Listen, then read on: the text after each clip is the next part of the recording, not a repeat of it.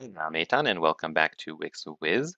One of the biggest things I see people who are building AI chatbots struggling with is how to let their chatbot answer relevant questions about a specific topic or about a business. The OpenAI models are trained on a very large corpus of data from the entire internet, but they might not know specifically how to answer questions such as when your business is open or what your menu items are, etc. And there is a limit to how many tokens we can send in our prompt to convey context, and these tokens are also pricely. So how can we solve this issue so that, for example, if I go to my chatbot and I say, I can't eat gluten, it will actually answer and convey information that is relevant to my business, such as the answer that we will see in a moment, which is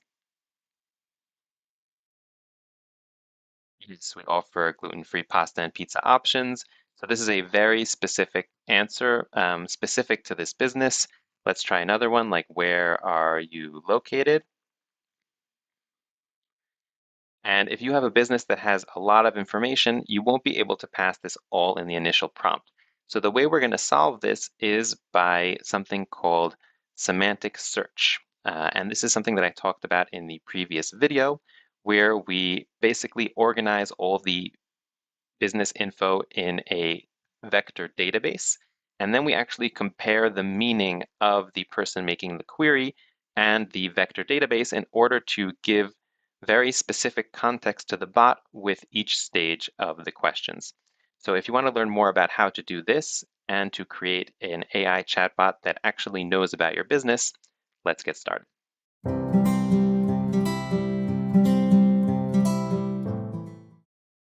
So before we get started, let me just go over what we have set up already.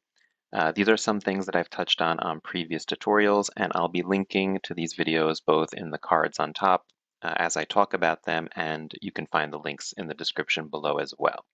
So first of all, I have the Wix native chat app set up, and I've already set up all the code so that this will act as a ChatGPT chatbot. So I have the Turbo 3.5 model running here with the chat endpoint, and I've also set up some wrapper functions in order to facilitate this conversation, and it's all managed through some front-end code here on masterpage.js, which essentially hijacks the Wix chat element and uses it for the purpose of this chatbot. So that's already set up, and this is something that I have a video on. So if you're not familiar with how to do this, then you can just go check out that video. I don't want to repeat myself in this video. I really just want to focus on what we're doing here. The second thing that I already have set up is the some functions for the semantic search that we're going to touch on later on. So if you go here to embeddings here in the backend, I have a function that is calling the embeddings endpoint, and I have some other functions here for the cosine similarity and assigning vectors and stuff like that. All of this is touched on in my most recent video before this one, which is talking about semantic search. So please do check out that video if this is all gibberish to you. So now that we've covered that, let's get started. And in order to get started, let's talk a little bit about what the problem is. So you have a chatbot that you set up using the OpenAI, either GPT-3 or the Turbo 3.5. You've set up a chatbot, but this chatbot doesn't know anything about your business. Okay, this chatbot was built using an enormous database built by OpenAI and trained on content from all over the internet, but it doesn't know specifically about your business. And your goal is to answer questions that people have about your business when they come to the website. So the simplest and default approach would be that inside of your generate bot answer function, when you're passing the system instructions to the bot, you give some surrounding information regarding your business. So depending on how much information you want to convey, this could be a solution.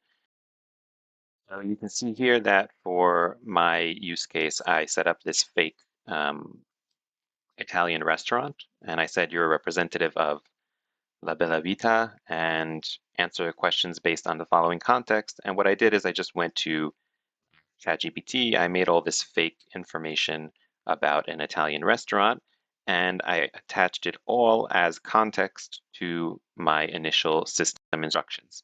So answer the questions based on the following context, restaurant info, and blog post. And here we have lots of information about the restaurant. And I also simulated, let's say you also have a blog post on your site and you want to kind of add all the information from that blog post as well.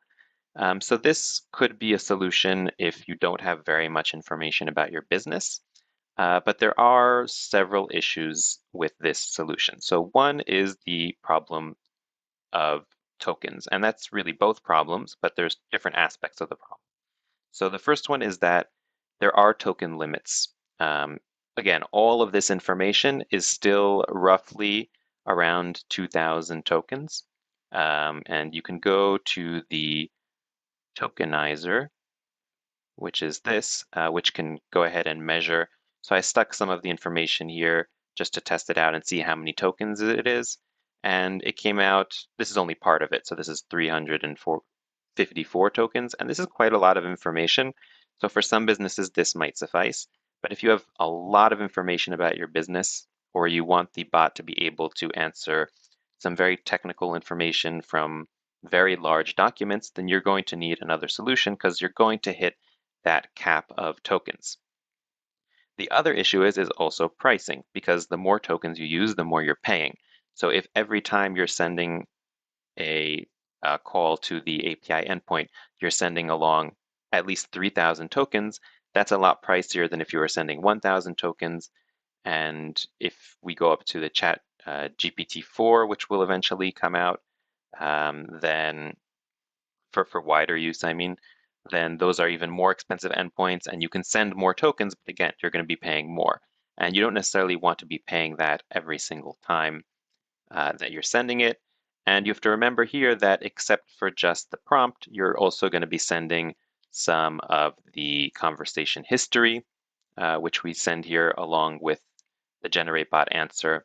And you're also going to want to leave some room for the AI to generate a response, which is also part of the token max. So those are the issues that we are encountering here with conveying context of a business to your bot.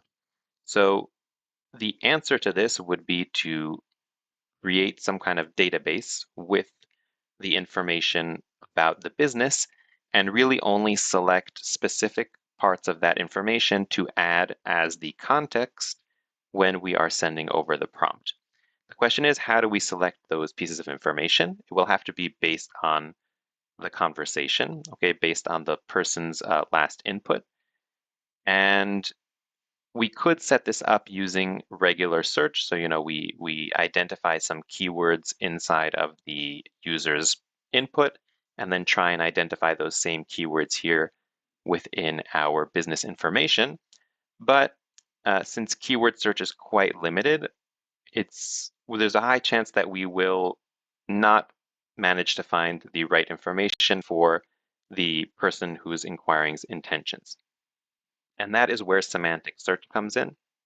And again, I recommend checking out that video about semantic search if you haven't done so already, because it might be a little hard to understand what we're about to do. So the first thing I'm going to do to set up this semantic search is I'm going to go into my databases, collections, and I'm going to create a new collection, and I'm going to call it business info. And I'm going to go ahead and create that. And what I'm going to do now is I'm going to take all of the information that you saw there inside of the backend file, and I'm going to break it up and put it here as entries into this database. And I'll be back in a moment.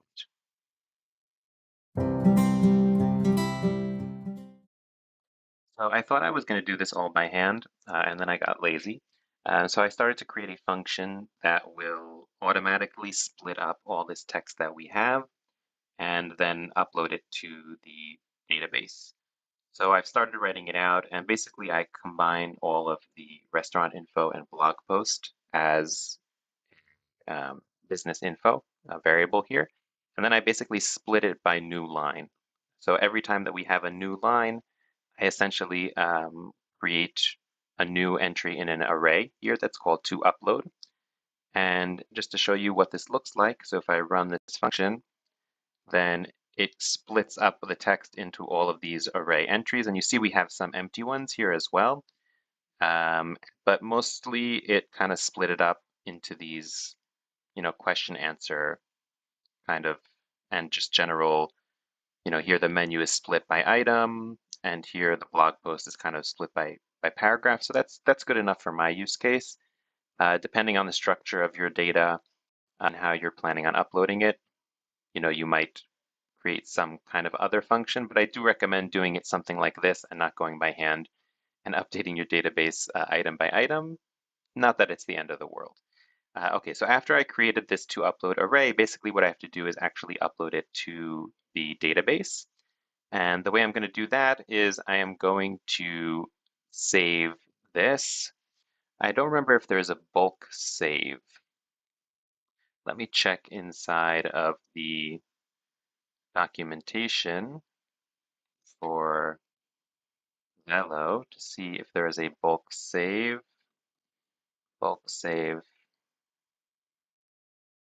Uh, bulk save Velo API reference.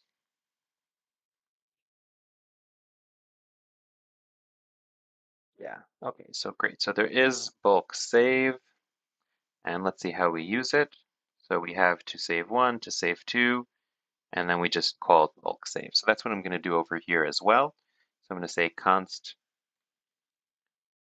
saved items equals await Wix data. I don't have Wix data imported here, so I'm going to import Wix data here up on top. And then I'm going to do bulk save, bulk save. And here I need to pass in the collection ID. So that's the collection we just created, which is called business info. Here, business info. And I'm going to say, first I'm going to need to map this. I'm going to say const toUpload equals businessinfo.split.map. And each item will be, I'm going to say each item should be an object where the title is the item. Okay, that way it'll be a format that we can upload to our database. And then I'm going to change this to, not change, but I'm just going to pass in toUpload. I'm going to suppress auth just in case we have some permission issues here. And the last thing I'm going to do here is I want to create a filter, because here you see that we have a lot of empty entries here. So I'm going to create a filter that will filter out these empty entries. So I'm going to say, before we map, actually, I'll filter it out. So dot filter. And here we're going to say that for each item, we're going to filter it so that the item is not equal to empty. And I can go ahead and comment this line out, and I'm going to run this code again, just to make sure that toUpload is in the format that we want. And yeah, it looks good. And I don't see any of the empty ones, so we're good. Okay. And so we could have also split it here by double N. That might have been more appropriate because it looks like a lot of the semantic logic is split with double N's. But again, it's just really based on how your data is set up and how it's formed. So let's actually conduct this upload, and I'm going to return saved items here instead. Let's go ahead and run this. And this is kind of like a one-time function, so I'm going to run it once. And inserted 99 items, inserted items ID, and Oh, interesting. It doesn't actually return all of the items. But if we go and check out our collection, so we open business info, and we can see here that each of our items is now kind of a part of this. So that's pretty cool. And now what we need to do is we need to attach the vectors to these items. So I'm going to add here another, and this is going to be an array field. So just type array, and these are going to be the vectors. And just to briefly recap what vectors are, so a vector is a numerical representation of the meaning of this string. And what we're going to be doing is we're going to assign a vector to each one of these. And then we are going to assign a vector later on to the user's query, the user's input, and compare those vectors. And based on the comparison, we can decide which of these pieces of information is most significant to the query and hopefully give an answer that's more specific and doesn't only uses part of this as context. So let's go ahead and assign our vectors. And again, I'm using a function that we built in the previous semantic search video, and that is the assign vectors video. So I'm just going to change this vector database to our business. Actually, let's make this function even smarter. So I'm going to say here collection, and here I'm going to change this to collection as well. And I'm going to pass in the collection as a variable just to make this a more versatile function. And basically what this does is it gets all of the items in the collection and it creates an embedding for each one using this embeddings endpoint. The embedding is essentially the vector, and then it puts that vector into the database in the corresponding item. So I'm going to go ahead and run this. And the collection that we're doing it for is business info. And let's go ahead and click run. I cannot read the property 0 of undefined. Did I spell business wrong or something like that? Business info looks right. Can I read the property 0 of undefined?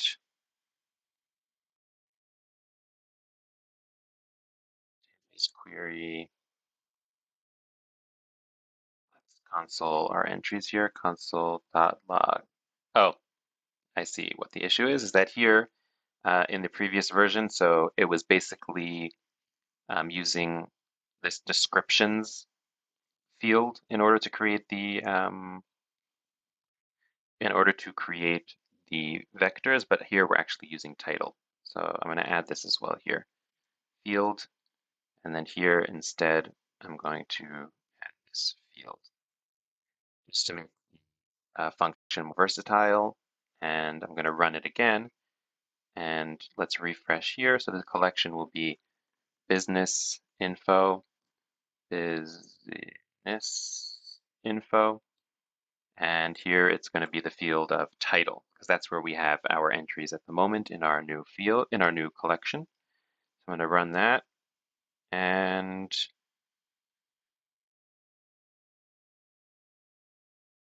this can take some time because it's going one by one and creating these vectors. And the reason that we're doing this now is because we don't want to do this when the person actually makes the query, because as you can see, this is taking a long time. So we want to have our vectors assigned in advance because these vectors don't really change at all. We did get an error though, so let's just check out the database and see if it managed to do any of the vectors or if we got like a complete error here. So let's take a look. It could be just like a timeout or something like that. It did not do any of the vectors at all. So let's go back to over here and try and see what the issue might be. So let's console.log entries and entries. And let's also just console.log vector. I can even put in a try catch here. throw in a try catch and put this all inside of the try. And here I'll catch the error. So console.log. Okay, let's try this again.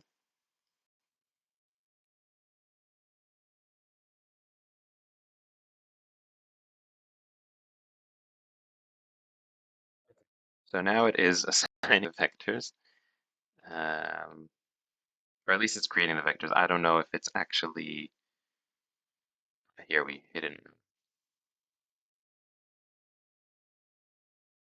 It's continuing now.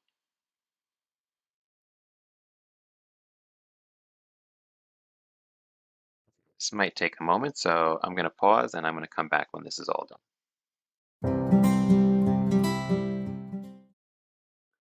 So just a brief intermission to show you what's going on so far. So first of all, I mixed up the names of the fields. So I had called this one vectors, but in the function it was called vector. So I can go ahead and delete this vectors field. And I'm just going to I'm going to define this field. So it's not going to be an object, it's going to be an array. And I'm going to go ahead and save that. And these are the vectors that it did so far. It did about 50. And it makes sense that this function will kind of time out as it's going because we're making a lot of calls to the embedding endpoint. So maybe I'm going to add like a timeout. So I'm going to go ahead and add a timeout here. Let's see. So I'm going to try create embedding. Let's put this into a time. So I'm going to set timeout.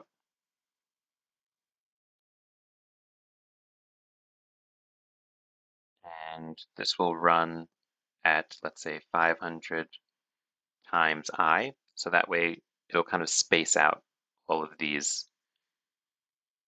And actually, I'll put this above, I'll put around the try catch. This right over here. And this will have to be an asynchronous function. And the other thing I did is that I added to this query is not empty vector, so that we're only actually querying the database for entries that we didn't assign a vector to already, just in case we have to run this function several times. In my previous example, in the previous video, I didn't have that many entries, so it went kind of quickly, and also we didn't encounter any issues. But since this is trying to solve a problem where you have a lot of data, we have to kind of think about what is going to happen when we're trying to update a lot of data. And these are definitely things that we can encounter, and I'm happy that we did. And I think that this should be enough to solve the issue. So I'm going to go ahead and run this again. And let's just see that it's coming back. Okay, so it started coming back with embeddings. I'm going to pause the video again and come back when this is either all done or I encountered a new problem.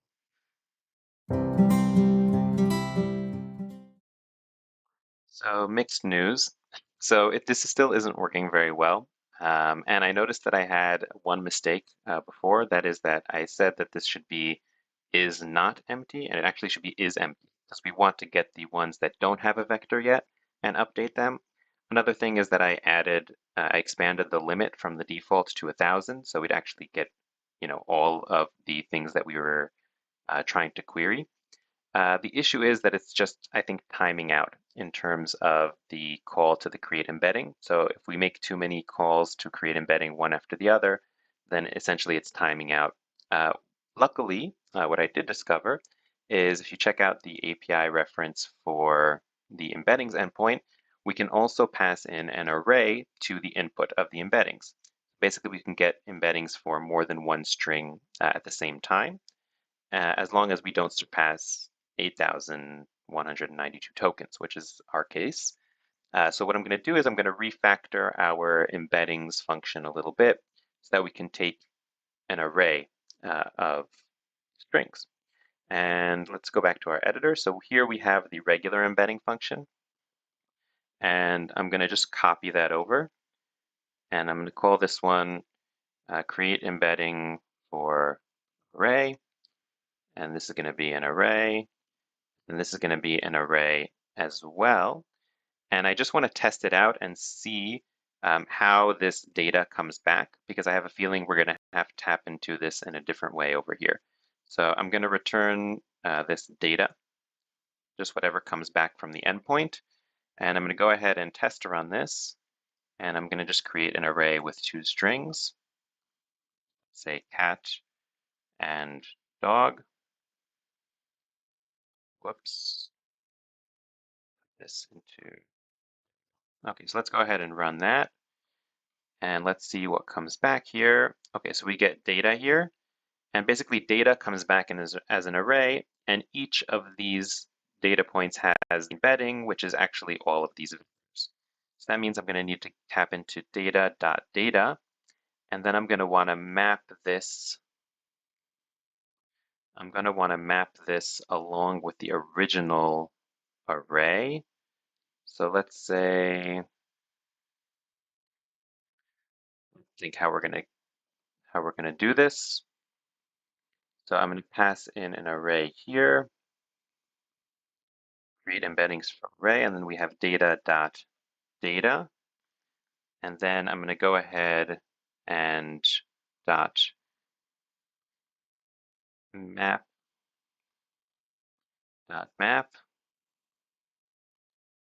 And this is going to be for each, let's see, result. We're going to get result dot embedding. Was it embedding or embeddings? Let's see. Data embedding. Okay, singular. Okay, so this should return to us an array of all the vectors array, all the vector arrays. And then once we get back that array, what we can do is we can map that. So here we don't need to, do this. What we can do is just get our entries, and then const vectors will be equal to, await create embedding for array. And here we just need to put in our entries dot map. And then for each entry, we're just going to want to get, and it doesn't have any meaning yet. For each entry, we're just going to want to get the entry field. Okay, so that means we're going to just get all of our title fields here, in our case at least. We're going to send them into the create embedding for array, and we're going to get back an array of vectors. And then we need to essentially assign these vectors to the entries. So we're going to have here, we're going to have this loop here. We don't need the timeout anymore. Let's just clear all this out. Let's think what we're going to be doing in this loop. So we're going to have, for each entry, we're going to have entries I dot vector will be equal to vectors I. Okay, so basically we're just assigning every single vector to that specific entry. Again, I'm assuming that the length of vectors is going to be the length of entries. If we encounter some kind of error, that might not work. Okay, so I'm just going to console here. I'm just going to do console.log entries.length and vectors.length just to make sure. If this doesn't come out the same, then that'll be a red flag for us. So let's go ahead and try that. So I'm going to go ahead and run this over here and run.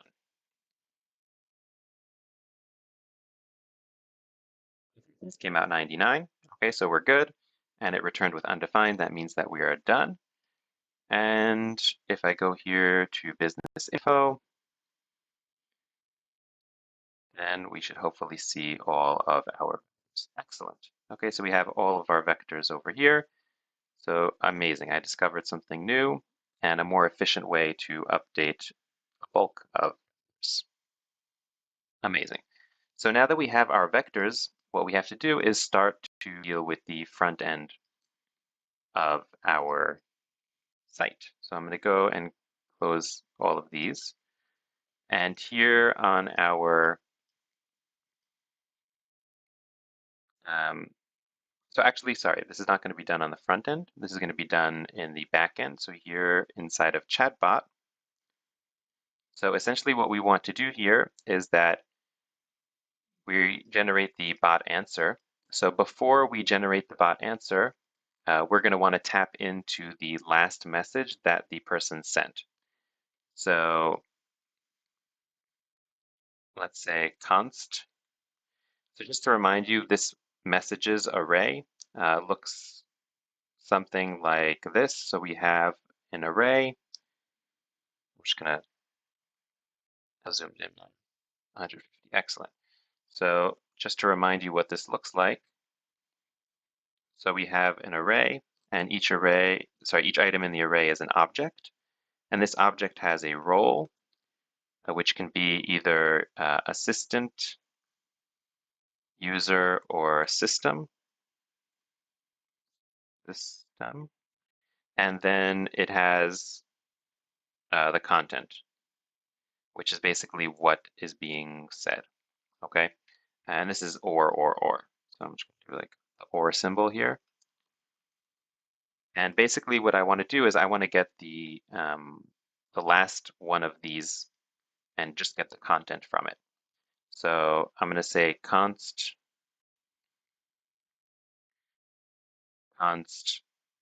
last message, and that should be equal to messages dot slice. And if I do -1 here, will that get the last message? I think so. If not, then I'll find another method for arrays that will do that. And then I want to say slice, and then I could just say just dot content here, because we really just want the content. And now what I want to do is I want to get the vector embedding for this. And now I'm trying to think if I actually do want to handle this on the front end.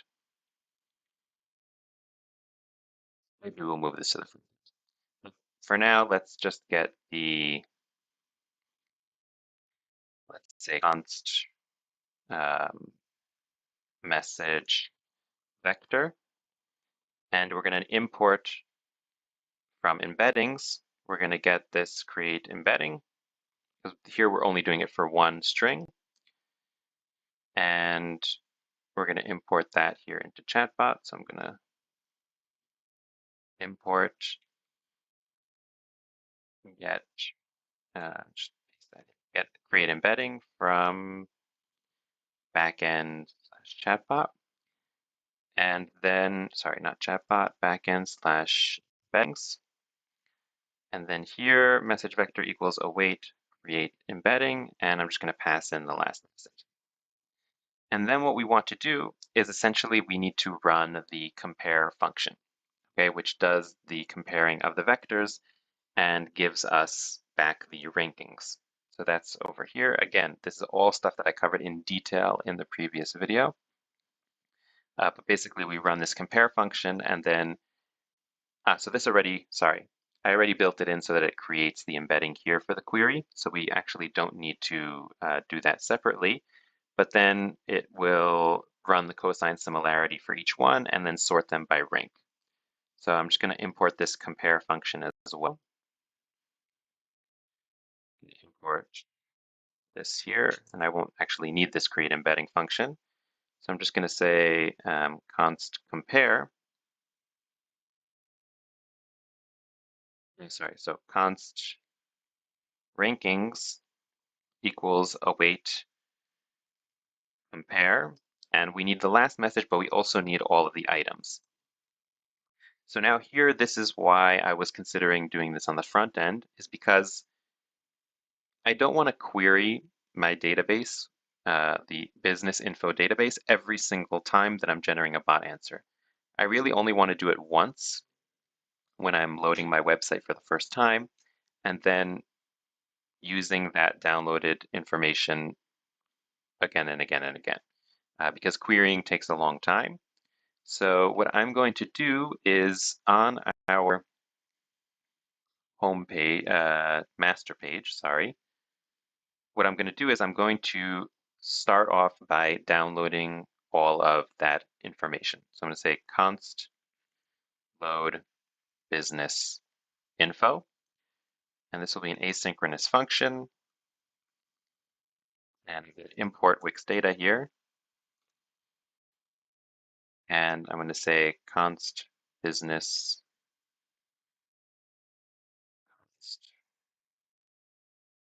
is info query result equals to await Wix data dot query save query. And I'm going to query the business info function dot find because we really want everything that's there. I'm just going to increase the limit as well. Depending on your use case and how many entries you have here, you might need to play around with, a more sophisticated query that can query more than 1,000. And I'm going to talk about this actually later on in this video as well. And then I'm just going to say const business info equals this info query result dot. And what I'm going to do is I'm going to store this in session. So that means that basically this will be stored in the memory of this session so that basically if I move between pages or this master page, code essentially runs on every single page that loads. So I don't want to query this every single time I load the page. It's enough to do it once. Assuming this isn't information that changes constantly, then it's enough to do it once the person arrives at the website. So I'm going to import Wix storage. I can actually just import session here. And then I'm going to say const, I'm going to say let's see, session dot set item, and then this business info. And we're going to need to stringify this because you can only set a string here in terms of session. So this is going to be JSON.stringify business info. And what I'm going to do also is that when we load the business info here, I'm going to check to see if we have this business info already in session. So I'm going to say const, or I'm going to say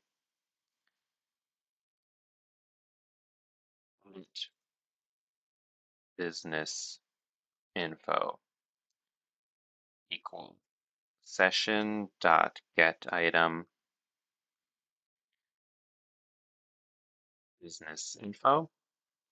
And I'm sure I made at least one typo with all this business info here. And then this is not going to be const, this is just going to be assigning it. And what's the problem? Let's deal with that in a moment. So let business info equal session dot get item. And then if, let's see, call this business info raw. And then if business info raw, then we're just going to say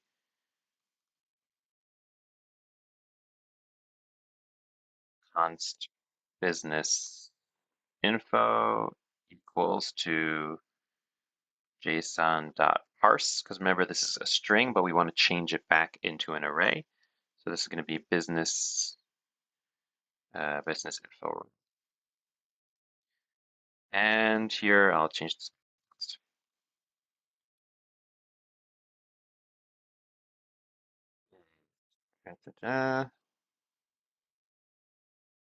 So here I'm going to have a global variable that will be let. Sorry for driving you crazy here. Business info. Info. And then this will be this, and this will be like this. So let me go over what I did now. So we created a function that does a few things. So one thing is it'll get the item business info. So if this item exists, that means we already stored this information in session. Then all we're going to do is we're going to parse that information and assign it to the global variable. If we did not find that, and here we're going to return. Okay, so we're going to exit the function at this point. And then if we didn't find it, then we're going to query for that information and we're going to store it in session. So this technically should only run once every time somebody visits the website from the same session in the browser. So that's perfect for us. And then we just need to call this function when we actually arrive on the page. And then when we are sending generate bot answer, so instead of sending just messages, we're also going to send over the business info. So we're handling it part on the front end, part on the back end. And then here within our chatbot, so when we compare here, so generate bot answer, we'll have business info passed in as well to it. And then let's just double check the compare function. So here we have the items and we're taking item I.vector. Okay, so it's already built to take an item that has a property vector but might have other properties as well, which is exactly what our business info is. So I'm going to go back to Chatbot and it's just going to pass in business info over here. And then we're going to get back rankings. Okay, so I want to pause at this point. And actually what I'm going to do is I'm just going to return rankings over here. And then I'm going to go to our front end. Sorry, not the home page, but the master page. And the answer is going to be generate bot answer. So I'm just going to go ahead and console.log answer. And I'm just going to return here. So I'm kind of cutting our function here in the middle. Because basically I just want to test and see what is coming back from that rankings. So after we send a message, what is coming back in terms of rankings, and I want to see if the relevance is really true. So let's go ahead and I'm going to go ahead and publish the site. And I'm going to try this out in an incognito browser. So let me just move myself here to the other side and open up our incognito browser here on the side, over here on the right. And I'm going to refresh.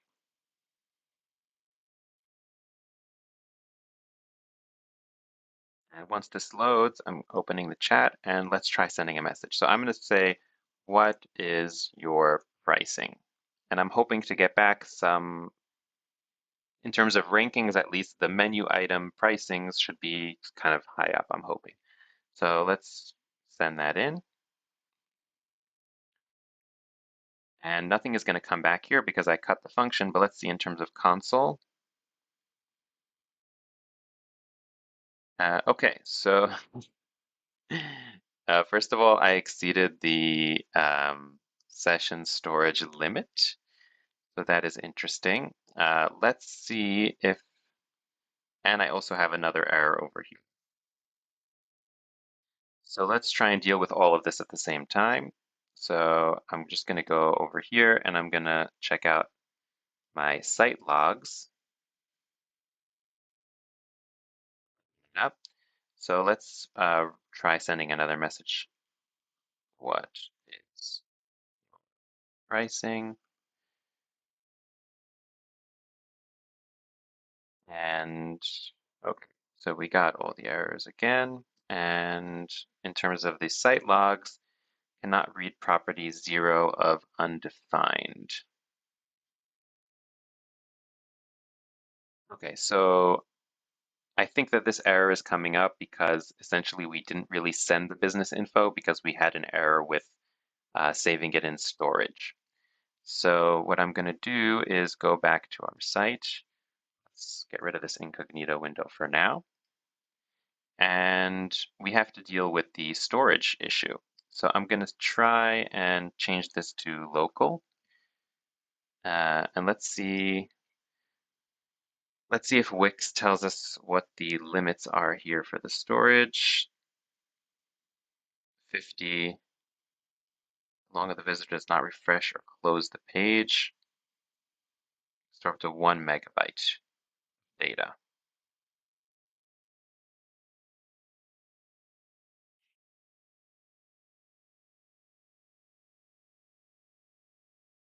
Okay, so I don't really know how to assess how much data is actually being stored. So what I'm going to do is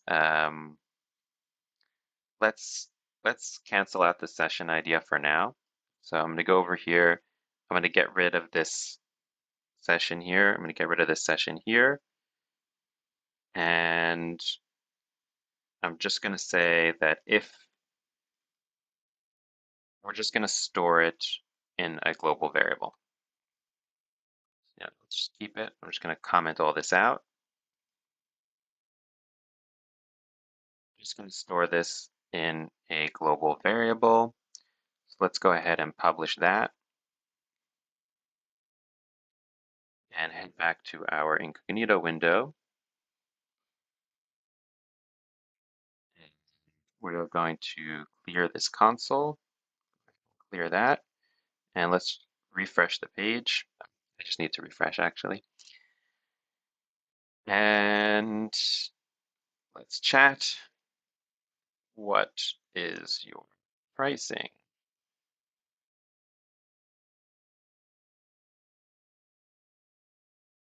Okay, let's see what the error that we got this time is. So I'm going to go over here and see in our logs.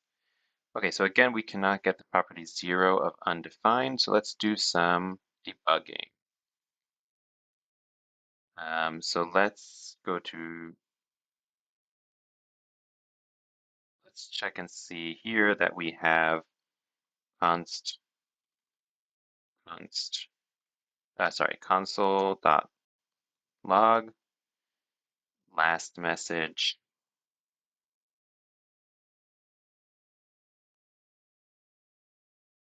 And we're also going to have another log for business info.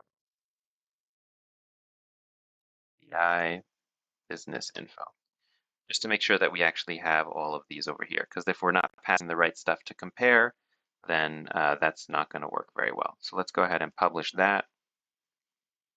I'm going to go ahead here and clear my logs and then go back to our incognito and refresh that.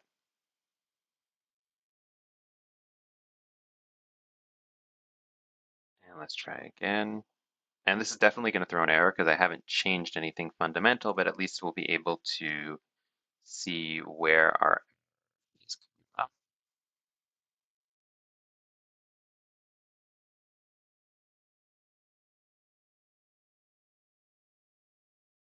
That's weird. Why don't I see any of the logs here? Okay, there they are. Okay, so last message came back null. That probably means that I'm using slice wrong. So let's see. Slice array MDN.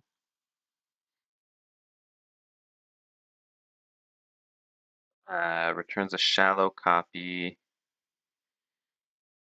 So I don't think I can use slice here. Let's see if I use pop, maybe that will work. No, but pop will remove it.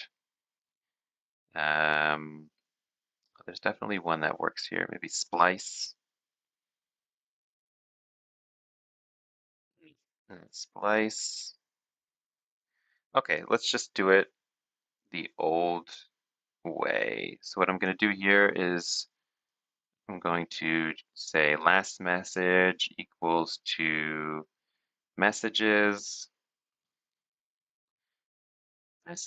dot length -1. Okay, that's just the way of doing it. I actually recently saw a video of one of my favorite channels, Web Dev Simplified, where he does explain that there's a new way to do this. I don't recall it at the moment, and I don't want to waste any more time. So let's go ahead and publish that. And go ahead and refresh.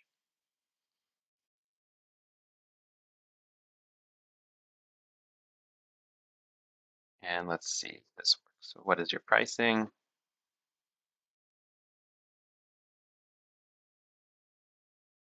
Let's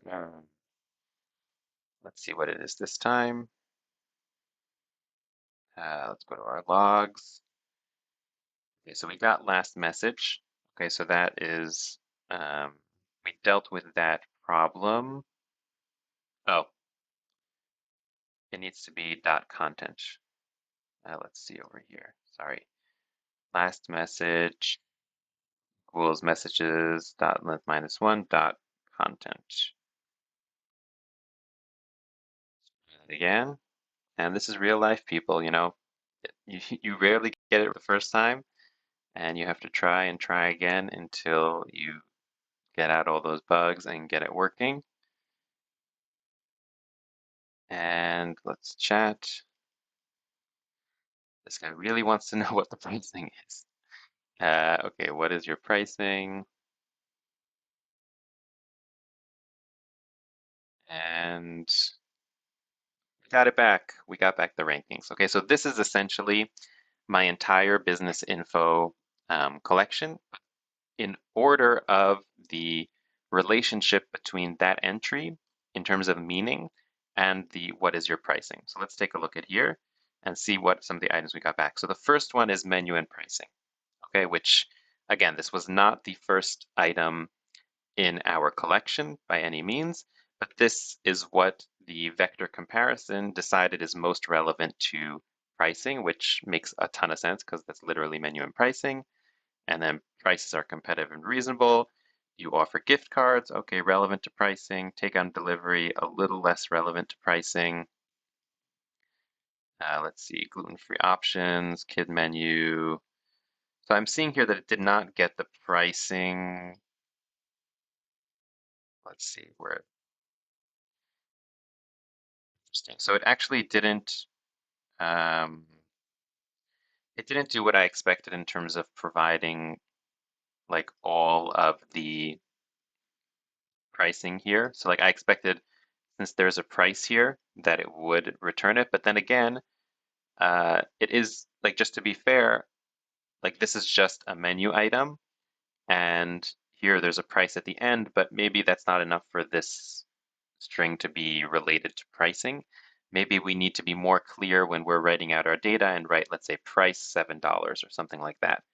So that's just something to note in terms of when you're writing out your data, to make it clear, to write it in a way that would be clear to, you know, a language learning model, um, what the meaning is. So that's one thing to think about. But I'm sure that if I asked, I don't want to say I'm sure, but I think that if I asked, let's say, what are your menu items, and then I send that in the chat, then maybe that will come back with all the menu items first. Let's see. Okay, so do you have a kids menu, menu and pricing, takeout and delivery? Oh, so here with the menu, um, entrees. Yeah, so definitely I'm seeing here that if we want to get the menu items, we're going to have to specify kind of what inside of the each item that it's a menu item. But let's ask another question like, um, do you have gluten-free options? And then go ahead and ask that. And then we're going to get back our rankings. And the first one, do you offer gluten-free options? And then here we have, yes, we offer gluten-free options. So this is just because I split up the questions and the answers. This is something that you might not do in your business info. So you might put questions and answers together just so it's easier for it to find. But let's say if I only took the first 10 entries from this context, our bot would still be able to answer this question correctly, because we gave it exactly the context it needs, which is we offer gluten-free pasta and pizza options, and we wouldn't be giving it information like, where it's located, because that has nothing to do with what the person asked. And that would save us a lot of tokens here, because all these vector embeddings we did once, and we're only doing one vector embedding and passing in a few tokens. So let's actually do that stage. So I'm going to close the incognito window over here. And let's actually deal with these rankings. So what I'm going to do here is, instead of returning rankings, what we're going to do is we're going to say const context equals to rankings dot slice, and let's say 0 to 10. So I'm taking the 10 top ranked items here from our context, from our business info, and I'm going to say dot map. So I'm only going to take the titles. So I'm going to say item dot, for each item, I'm going to map it to item dot title. And then for each of these titles, what I'm going to do is I'm just going to go ahead and join with a comma. Okay. And then here, when I'm sending the system instructions, I'm just going to send the text with it. So plus context. And now what we could do is go ahead and publish our site. And let's try asking questions and see if we get the relevant answers. So I'm going to go to back to our incognito window. I'm going to hit refresh on this.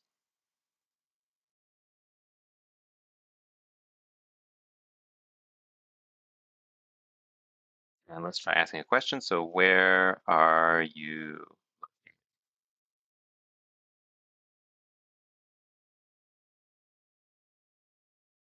Let's just, I'm not throwing any errors here.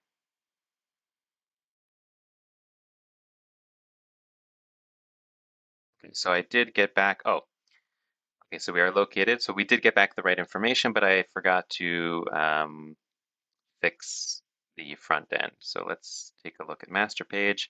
And here I was returning. So let's just publish that.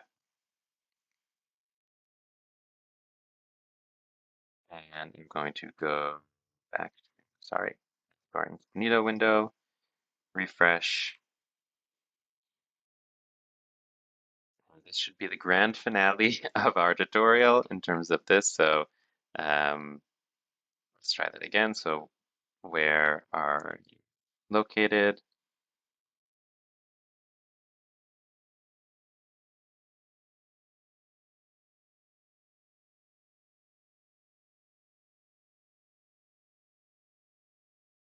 Yep. Okay, we are located in 123 Main Street in downtown. So it's a little slow, and I'm going to talk about that soon after this. But there's a lot going on here, and I think people understand that these days, in terms of, that if they're talking to a bot, there's stuff going on there behind the scenes. I mean, from my user experience on a lot of these sites, it takes time for the bots to respond. Maybe there could be a slightly better UI in terms of, some kind of loading indication, or first the bot will respond, but 1 second while I get that for you, and then respond with the actual answer. But those are all surface solutions. Those are not things that are going on behind the scenes. Behind the scenes, it does take time to generate these answers. Let's try the gluten one again. So I don't eat gluten. So you'll see here that this is not even a question really, but let's see if the response from the AI chatbot fits this statement. So I don't eat gluten. Not to worry, we offer gluten-free pasta. And so you'll see here that it kind of combines between the business info and chatbot experience. So it doesn't just shoot out the business info, like spit it out as it gets back from the rankings. It kind of adjusts it to an actual conversational experience. So this is really, really great. I'm very happy with this result. Let's just do one more just for the show. So let's say, what is your cheapest menu item. And this, we already know that we had some problems with the menu, so I'm just kind of curious what it's going to do here with this part.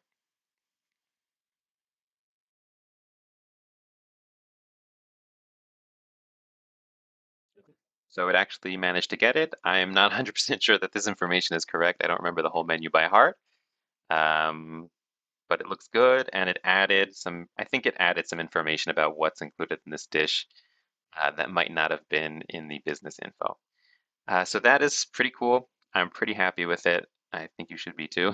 But I just want to add one more step to this because at the moment, let's just close this incognito window for now.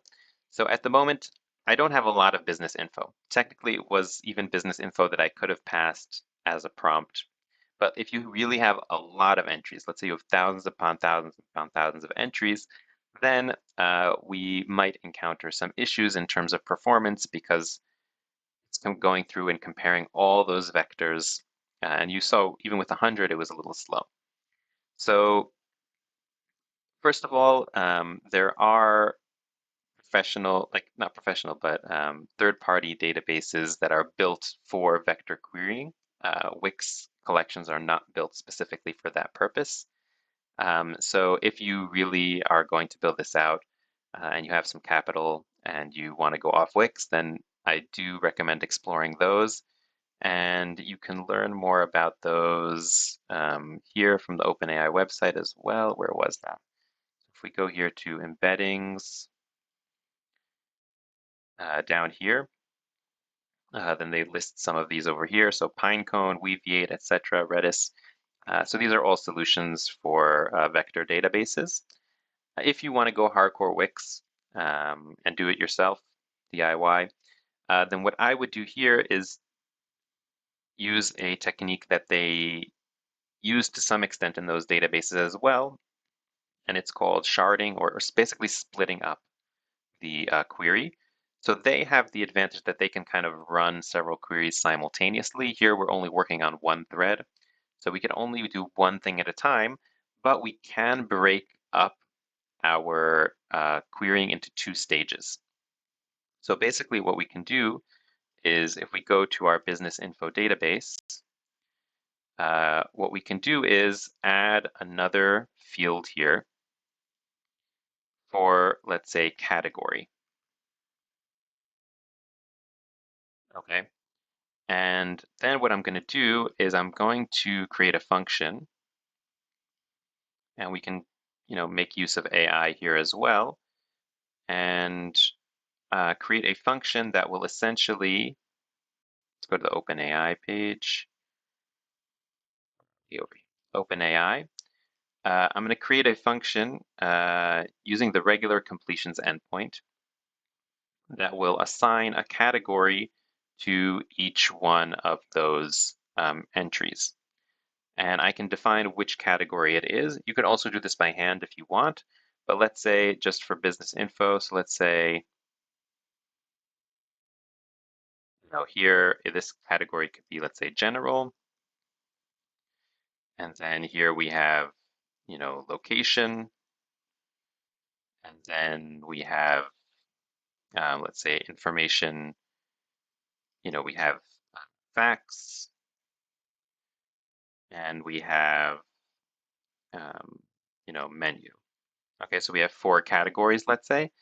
And then before we actually compare vectors with all of the business info, we first will decide what the category is, and then only do vector comparisons within that category. And this tutorial is getting quite long already, so I don't know if I want to demonstrate the full approach right now, but let me just run through it theoretically, and then you can try it at home. I do let you try this at home. It's safe to try at home. Um, so basically, I'm just going to use the fixed completion endpoint, the classic GPT-3 endpoint, and my prompt will be assign a category for the following text out of these four categories: menu, facts, etc. and then just take that category that it assigns and put it in the database. That will be stage one in terms of assigning the categories. Again, this is also something you could do by hand. I'm just talking about theoretically how it could be done with AI. And the second thing that we're going to do is we are going to assign vectors to each individual category.